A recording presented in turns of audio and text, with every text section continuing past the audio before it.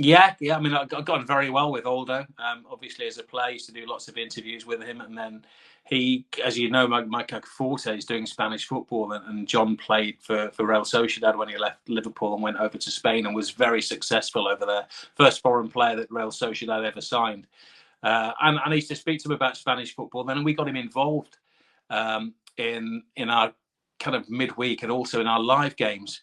And there's a great, and again, you're good with dates, and you can look this one up. Tranmere played away to Southampton in one of the cups, and I went down and did that game. And it was obviously a 3 o'clock kickoff, and then we must have had a 9 o'clock kickoff that night. And I think it was it be a draw? Be drawing. He's in the car and he said, "That's it, I'm resigning. I've had enough. I can't take the pressure anymore." And I'm going, "What are you talking about?" No, I've had enough. God, no, my head's gone. Duh, duh, duh. And I'm here, well, no, just give it another go. And I think they had the replay, if I'm right. And I'm rubbish with names and dates, but I think they had the replay. So we'll just give it the replay and then go out on a high.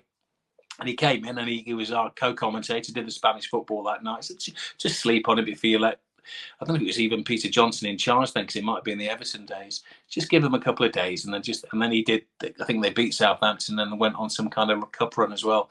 So I'm partly responsible for talking John Aldridge into continuing as the coach of Tranmere Rovers. That would have been the 2000-2001 season. It wasn't just that they beat Southampton. That's the infamous Southampton game. They drew 0-0 at the Dale. And then they came from 3-0 down at Prenton Park and won 4-3 in the second half. Rideout scored a hat-trick and Barlow scored the winner. But he didn't stay that much longer after then. He does resign about a month later after a 3-2 defeat to Barnsley, I think I'm right in saying, when he believes the writing is on the wall for Tranmere to go down, and he thinks a change is needed to try and secure their safety. And unfortunately, it never happens. Kevin Sheedy and Ray Mathias replace him temporarily, and Tranmere do ultimately get relegated. But in between all that, he does, as you say, have the win over Southampton and the day out against Liverpool in the FA Cup at Prenton Park, which was a 4-2 defeat, if you recall that one at all, when Gerard Houllier brought over a star-studded Liverpool side. I think Fowler scored, Owen might have scored, Steven Gerrard was certainly playing. It was a terrific game.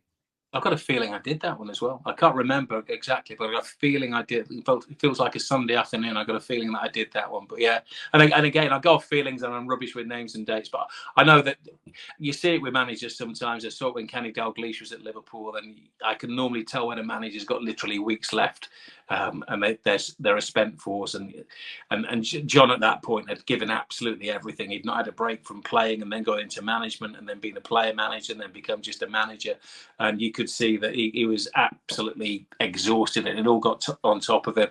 So I'm glad that we gave him the second Southampton game and then the Liverpool game as well. But he was mentally absolutely shot.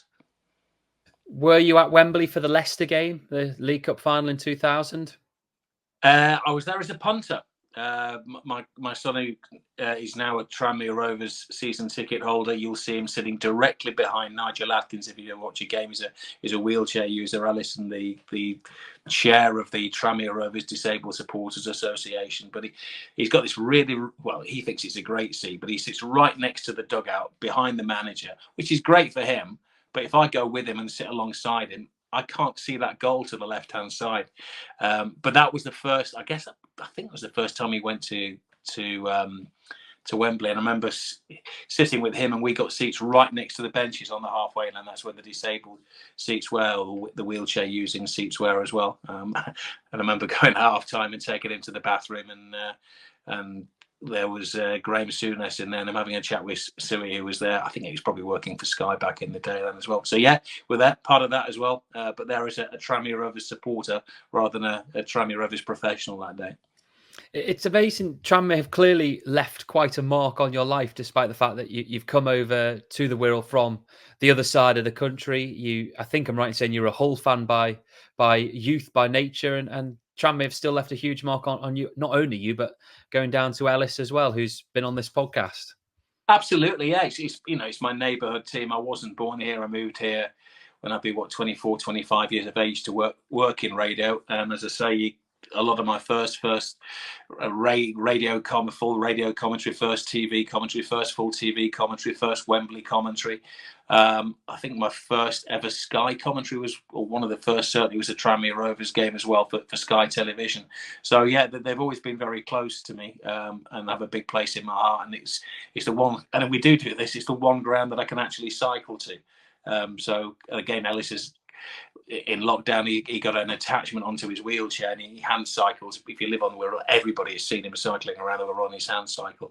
So we go down, and if I go to a Tranmere game, we cycle down there. And there's a cycle rack that he's got the club to erect down there, and we leave our bikes there. So yeah, there's one team that I go to, and I feel part of it. And I went on over the Easter weekend. Can't remember what day it is now. Was it Monday? And had a pint in the tent afterwards. Great beer there, by the way, as well. I didn't cycle that day. The wife picked us up, but I love it. I just love it. And there's so many people that go down there that I know locally that I either play golf with or racquetball with. The neighbours across the road, they go watch them as well. And I think it's just a proper community club. And I've lived here now longer than I've lived anywhere else. So I guess that is why I've adopted them. Hull City will be the club that, you know, I was carried over the turnstile by my dad when I was 4 years of age, and the team that I had a season ticket for until I was 12 or 13 years of age. And if anybody says, who do you support? And I say Hull, it doesn't upset anybody apart from the odd kind of Grimsby Town fan, but they don't really matter.